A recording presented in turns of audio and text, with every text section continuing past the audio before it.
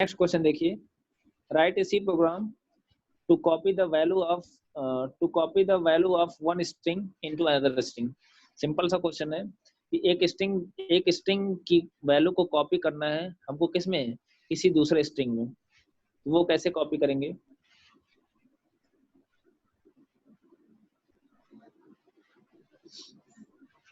अब पहला चीज तो यहाँ पे हमको एक स्ट्रिंग वेरिएबल में इनपुट करना है, दूसरे में क्या करना है, कॉपी करना है। तो आपको कितने स्ट्रिंग वेरिएबल की जरूरत पड़ेगी? सिंपल सी बात है, 2 स्ट्रिंग वेरिएबल लेना पड़ेगा, एक में इनपुट करेंगे, दूसरे में हम क्या करेंगे, कॉपी करेंगे। तो उसके लिए मैंने एक में ले लिया S1, दूसरे में ले लिया S2। आई इंडेक्सिंग के लिए तो उसको इंटीजर टाइप से डिक्लेयर करना पड़ेगा।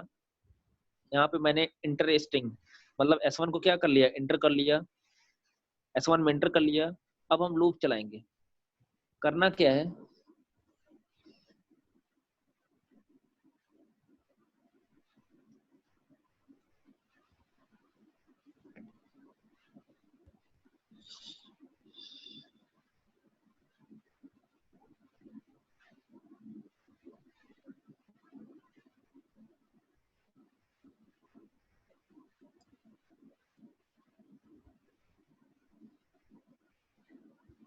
हमने मान लिया ये S1 नाम का कोई स्ट्रिंग है, एक और स्ट्रिंग हम ले लेते हैं S2 नाम का।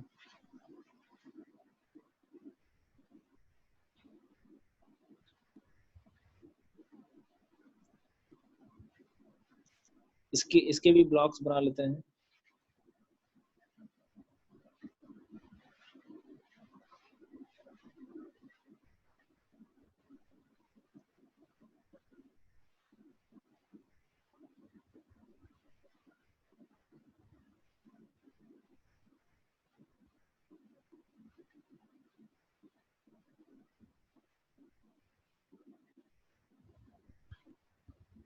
ये हमारा हो गया S2,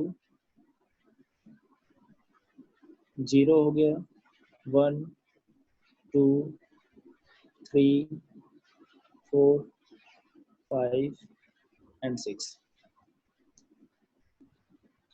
तो कॉपी करने का मतलब ये हो गया कि S1 के इंडेक्स नंबर 0 पर की वैल्यू S2 के इंडेक्स नंबर 0 पे आ जाएगी। मतलब ये आर कॉपी होके कहाँ आना चाहिए, इंडेक्स नंबर 0 पे आना चाहिए। ये जो स्मॉल a है ये इंडेक्स नंबर मतलब S1 के इंडेक्स नंबर 1 पर की वैल्यू S1 के इंडेक्स नंबर 1 पे आनी चाहिए। मतलब सेम इंडेक्स नंबर पर की वैल्यू को सेम इंडेक्स नंबर पे हमको लाना पड़ेगा, तभी तो कॉपी होगा।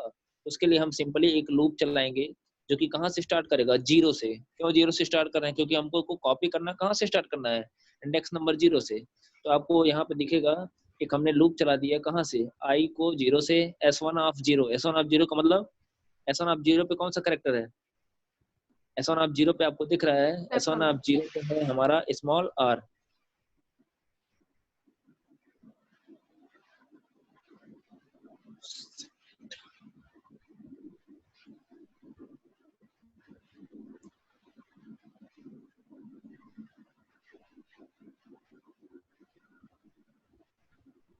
ठीक है,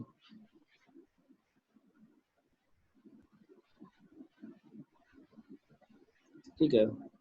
देखिए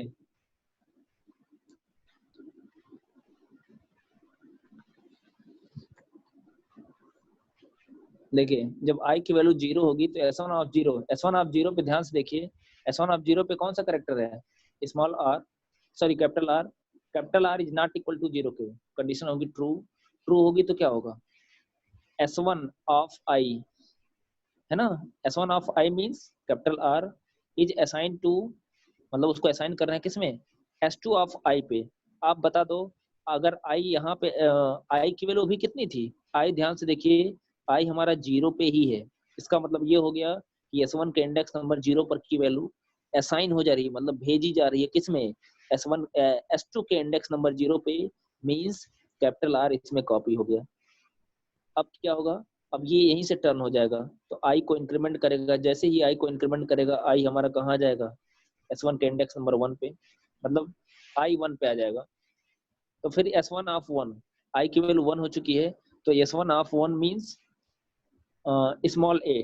देखिए small a is not equal to null करके कंडीशन होगी ट्रू।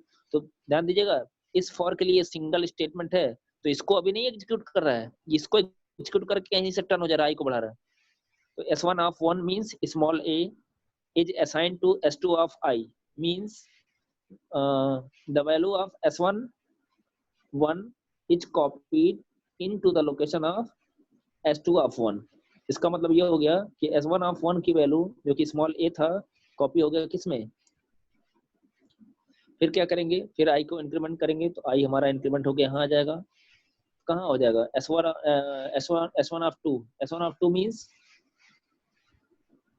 हमने M बनाया था, क्या बनाया था, अच्छा M ही है, हमको W लग रहा था।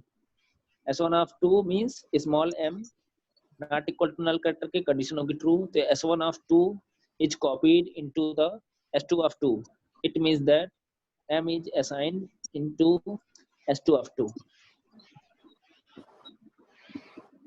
क्लियर, मतलब S1 के इंडेक्स नंबर 2 पर की वैल्यू S2 के इंडेक्स नंबर 2 पे आ गई। फिर I को इंक्रीमेंट करेगा तो यहाँ स्पेस है तो ये भी कॉपी हो जाएगा इसमें। फिर I इंक्रीमेंट हो जाएगा, I कहाँ आ जाएगा G पे, फिर I इंक्रीमेंट हो जाएगा O पे, तो जब यहाँ पे भी ट्रू होगा यहाँ पे भी ट्रू होगा तो ये भी कॉपी हो जाएगा। लेकिन जैसे ही I हमारा इंडेक्स नंबर 6 पे आएगा तो I की वैल्यू 6 होगी तो S1 of 6, S1 of 6 means null character. जैसे ही यहाँ पर नल कैरेक्टर मिलेगा कंडीशन होगी फॉल्स, ध्यान दीजिएगा, तो ये लाइन छोड़ के सीधा यहाँ आ जाएगा। इस बार इसको एग्जीक्यूट नहीं किया तो आप बताइए क्या नल कैरेक्टर इसमें कॉपी हुआ।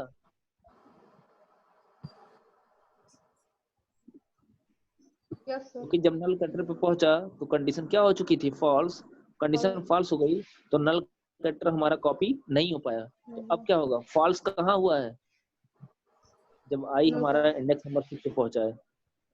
तो जब कंडीशन फॉल्स होगी तो एक लाइन छोड़ देगा, S2 of I की वैल्यू कितनी है 6, तो S2 के इंडेक्स नंबर 6 पे क्या असाइन कर देना है, नल कैरेक्टर, तो यहाँ पे भी क्या हो जाएगा नल कैरेक्टर।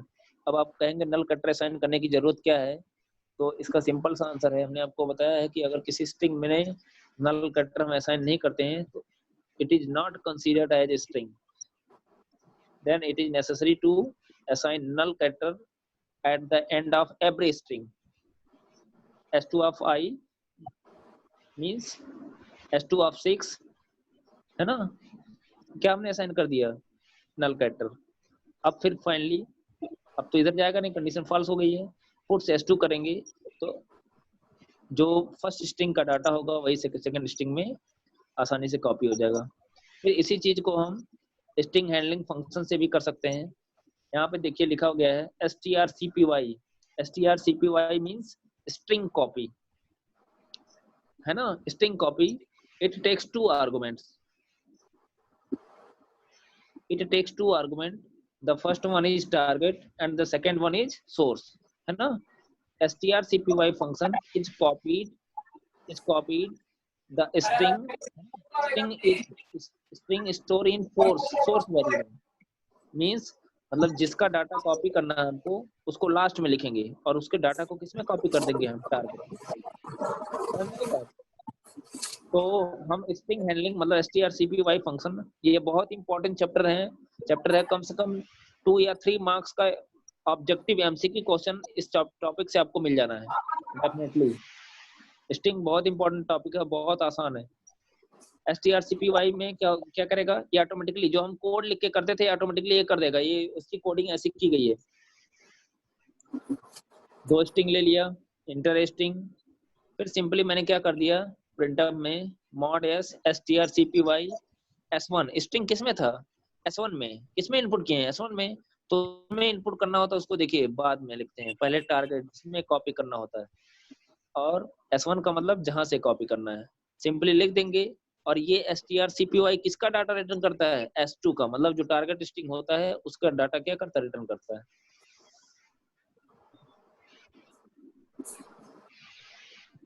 नेक्स्ट है write a C program to find out the reverse of given string.